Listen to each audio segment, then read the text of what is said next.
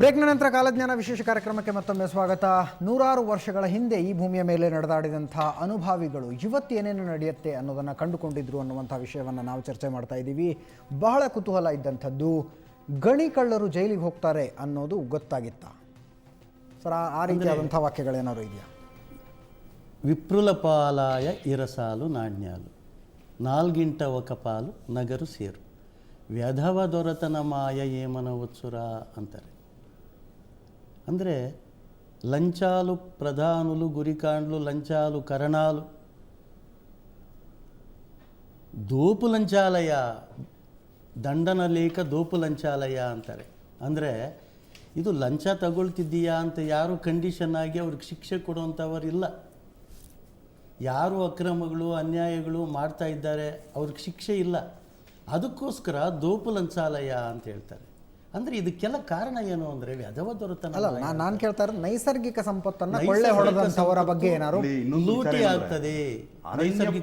ಆಸಕ್ತಿ ಪುಟ್ಟಿಂದೆ ಅಂತ ಹೇಳ್ತಾರೆ. ಯಾಕೆ ಅಂದರೆ ಪ್ರತಿಯೊಬ್ಬ ಮನುಷ್ಯನು ಯಾವಾಗ ಅವನು ಪ್ರಾಕೃತಿಕ ಸಂಪತ್ತನ್ನು ದೋಚಲಿಕ್ಕೆ ಪ್ರಯತ್ನ ಪಡ್ತಾನೋ, ಇಲ್ಲಿ ಈ ಒಂದು ಎಲ್ಲ ಕಾಲಜ್ಞಾನಗಳ ಸಂದೇಶ ಇಷ್ಟೇ, ಮನುಷ್ಯ ಪ್ರಕೃತಿಯ ಅಧೀನದಲ್ಲಿ ಬದುಕಬೇಕೇ ಹೊರತು ಆ ಒಂದು ಪ್ರಕೃತಿಯನ್ನು ಮನುಷ್ಯ ಅಧೀನ ಮಾಡ್ಕೊಳ್ಳೋದಕ್ಕೆ ಸಾಧ್ಯ ಇಲ್ಲ. ಬಾಲಕೃಷ್ಣ ಅವರೇ, ಕೊನೆಯದಾಗಿ ಈ ಕಾಲಜ್ಞಾನ ಎಲ್ಲ ಸತ್ಯ ಆಗ್ತಾ ಹೋದ್ರೆ ಮುಂದೇನಾಗುತ್ತೆ? ಕಾಲಜ್ಞಾನದ ಪ್ರಕಾರ ಹೇಳ್ಕೊಂಡು ಬಂದು ತಾತ್ನವ್ರು ಒಂದು ಮಾತು ಹೇಳ್ತಾರೆ. ಇಷ್ಟೆಲ್ಲ ಏನು ಹೇಳ್ತಾರೆ ಅಂದರೆ, పంచమి చంద్రుని కొడి మీద పుట్టు ఎదురు చుక్క, అఖిల జనములు చూడ ఆశ్చర్యమైతోచు, మేఘమండలమెల్ల రక్తఛాయ, పుట్టు పాపరీతి ఉండును ಆ ಚುಕ್ಕ, ಕೊದವಲೇಕ ಅಂಗಾಂಗములు ಉಂಡು ಅಂತಾರೆ. ಇದು ಪ್ರಳಯದ ಮುನ್ಸೂಚನೆ. ಅಂದರೆ ಈಗ ಪ್ರಳಯ ಆಗೋಯ್ತು, ಆಗ ಪ್ರಳಯ ಆಗೋಯ್ತು, ಇಷ್ಟನೇ ತಾರೀಕು ಆಗೋಗ್ತದೆ ಅಂತ ಜನರೆಲ್ಲ ಗಾಬರಿ ಪಡ್ತಾ ಇದ್ದರು ಇಷ್ಟು ದಿನ ಕೂಡ. ಆದರೆ ಅವರು ಸ್ಪಷ್ಟವಾಗಿ ಹೇಳಿದ್ದಾರೆ ಕಾಲಜ್ಞಾನದಲ್ಲಿ, ಪಂಚಮಿ ಚಂದ್ರನ ಉತ್ತರ ಭಾಗದ ಕೊಡಿಯ ಮೇಲೆ ಒಂದು ಚುಕ್ಕೆ ಕಾಣಿಸ್ಕೊಳ್ತದೆ. ಆ ವಿಷಯ ಗಣೇಶನವ್ರೆ, ಕಾಲಜ್ಞಾನ ಅಗೇನ ಕ್ವಶನ್ ಮಾರ್ಕ್, ಎಷ್ಟು ಚರ್ಚೆ ಮಾಡಿದ್ರು ಮುಗಿಯುವಂಥದ್ದಲ್ಲ. ಜ್ಯೂಲ್ಸ್ ವರ್ನೆ ಅನ್ನೋ ಒಂದು ಕಾದಂಬರಿ ಬರೆದಿದ್ದಾನೆ, 20,000 ಲೀಗ್ಸ್ ಅಂಡರ್ ದ ಸಿ ಅಂತ. ಇದು 18ನೇ ಶತಮಾನದ ಕೊನೆಯಲ್ಲಿ ಬರೆದಿದ್ದು. ಆವಾಗ ತನ್ನ ಕಥೆಯಲ್ಲಿ ಒಂದು ಸಬ್ಮೆರಿನ್ನ ಇಮ್ಯಾಜಿನ್ ಮಾಡ್ಕೊತಾನೆ. ಆವತ್ತಿನ ದಿವಸ ಯಾರೂ ಕೂಡ ಆ ಸಬ್ಮೆರಿನ್ ಸಾಧ್ಯ ಅಂತ ಅಂದ್ಕೊಳ್ಳಿಲ್ಲ. 140 ವರ್ಷಗಳ ನಂತರ ಸಬ್ಮೆರಿನ್ನ ವಿಜ್ಞಾನಿಗಳು ಕಂಡಿದ್ದಾರೆ. ಇವೆಲ್ಲ ಕೂಡ projected image of what I know ಅಷ್ಟೇ ಹೊರತು ನಮಗೆ ಇನ್ನೇನಿಲ್ಲ ಅಂತ. ಸರ್, ನಾವು ಕಾಲಜ್ಞಾನವನ್ನು ಒಂದು ಜ್ಯೋತಿಷ್ಯ ಥರ ನೋಡೋದೇ ತಪ್ಪು ಅಂತ ನನಗನ್ಸುತ್ತೆ. ಕಾಲಜ್ಞಾನವನ್ನು ನಾವು ಅನುಭಾವಿ ಹಿನ್ನೆಲೆಯಲ್ಲೇ ನೋಡಬೇಕಾಗತ್ತೆ, ಅನುಭಾವಿ ಆಶಯಗಳೊಂದಿಗೆ ನಾವು ನೋಡಬೇಕಾಗತ್ತೆ. ಆಮೇಲೆ ಈ ಕಾಲಜ್ಞಾನ, ಇವರಿಬ್ಬರೂ ಬರೆದಿರುವಂಥ ಕಾಲಜ್ಞಾನ ಅತ್ಯಂತ ಅಕ್ಷರವನ್ನೇ ತಿಳಿದಂತಹ ಜನರ ಬಾಯಲ್ಲಿ ಇಷ್ಟು ದಿನ ಉಳ್ಕೊಂಡಿದ್ದು, ಅವ್ರ ನಾಲಿಗೆಯಲ್ಲೇ ಉಳ್ಕೊಂಡಿದ್ದು.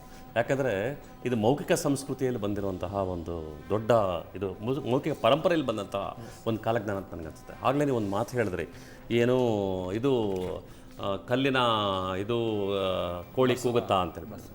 ಅಂದರೆ ಅಸಾಧ್ಯವಾದದ್ದು ಆಗೋದಾದರೆ ಪ್ರಳಯ ಯಾಕಾಗಬಾರ್ದು, ಅದು ಅಸಾಧ್ಯವಾದದ್ದು ಅಂತ ಹೇಳೋವಂಥದ್ದು. ಆ ರೀತಿಯಲ್ಲಿ ನಾವು ನೋಡಬೇಕೇ ಹೊರತು ಇದನ್ನು ಜ್ಯೋತಿಷ್ಯ ಥರ ನೋಡಬಾರ್ದು. ಅಂದರೆ ಇನ್ನೊಂದು ಇಂಟರ್ಪ್ರಿಟೇಷನಲ್ಲಿ ಒಂದು ಸ್ವಲ್ಪ ತೊಂದರೆಗಳಿದ್ದಾವೆ. ಈಗ ಏನಾಗುತ್ತೆ, ಆಗಲೇ ಬಾಲಕೃಷ್ಣ ಅವರು ಖಂಡಿತವಾಗಿಯೂ ನೀವು ಹೇಳುವಂಥದ್ದು ಇನ್ನೊಂದು ಗಂಟೆಯ ಚರ್ಚೆಯ ವಿಷಯವನ್ನು ಅಲ್ಲ ಇದೊಂದು ವಿಷಯ, running short of time. So ಚರ್ಚೆಯಲ್ಲಿ ಭಾಗವಹಿಸಿದಂಥ ಇಲ್ಲ, ನಮ್ಮ ಸಮಯ ಮುಗಿದು ಹೋಗಿದೆ. ದಯವಿಟ್ಟು ಕ್ಷಮಿಸಿ ಆನಂದ್ ಅವರೇ, ಸಮಯ ಮುಗಿದು ಹೋಗಿದೆ. ಗೋಪಾಲಕೃಷ್ಣ ಅವರೇ, ಎಸ್ ಇಲ್ಲ ಸಮಯ ಮುಗಿದು ಹೋಗಿದೆ. ಇನ್ನೊಂದು ಖಂಡಿತವಾಗಿಯೂ ಈ ಎರಡು ಕಾಲಜ್ಞಾನಗಳ ಬಗ್ಗೆ ಇಷ್ಟೊತ್ತಾದಂಥ ಚರ್ಚೆಯನ್ನು ನೋಡಿದರೆ ಚರ್ಚೆ ಮಾಡೋದಕ್ಕೆ ಸಾಕಷ್ಟು ವಿಷಯಗಳಿದೆ. ಒಂದು ಕಡೆ ಕೈವಾರ ತಾತಯ್ಯನವರು, ಇನ್ನೊಂದು ಕಡೆ ವೀರಬ್ರಹ್ಮೇಂದ್ರ ಸ್ವಾಮಿ ಅವರ ಕಾಲಜ್ಞಾನದ ಬಗ್ಗೆ 2 ಗಂಟೆಯ ವಿಶೇಷ ಕಾರ್ಯಕ್ರಮವನ್ನು ನೀವು ನೋಡಿದ್ರಿ. ಎಲ್ಲೋ ಒಂದು ಕಡೆ ಈ ಕಾಲಜ್ಞಾನಕ್ಕೂ ಮತ್ತು ಇತ್ತೀಚಿನ ದಿನಗಳಲ್ಲಿ ನಡೀತಾ ಇರುವಂಥ ವಿದ್ಯಮಾನಗಳಿಗೂ ಹೋಲಿಕೆ ಕಂಡು ಬರ್ತಾ ಇರೋದನ್ನು ನೋಡಿದಾಗ, ಈ ಇಬ್ಬರು ಅನುಭಾವಿಗಳನ್ನು ನಂಬಿದಂತಹ ಭಕ್ತರು ನುಡಿದಂಥ ಮಾತು, ನುಡಿದಂಥ ಕಾಲಜ್ಞಾನ ಸತ್ಯ ಆಗ್ತಾ ಇದೆ ಅಂತಾರೆ. ಇನ್ನು ಕೆಲವರು ಅದು ಕಾಕತಾಳೀಯ ಮಾತ್ರ ಅಂತ ಇದ್ದಾರೆ. ಇದು ಕೊನೆಗೆ ನಿಲ್ಲುಕದ, ಇದು ಕೊನೆಯಾಗದ ಚರ್ಚೆ ಅಂತ ಹೇಳ್ತಾ ಈ ವಿಶೇಷ ಕಾರ್ಯಕ್ರಮ ನಾನು ಮುಗಿಸ್ತಾ ಇದ್ದೀನಿ. ನೇರ, ದಿಟ್ಟ, ನಿರಂತರ ಸುದ್ದಿಗಾಗಿ ನೋಡ್ತಾ ಇರಿ ಸುವರ್ಣ ನ್ಯೂಸ್.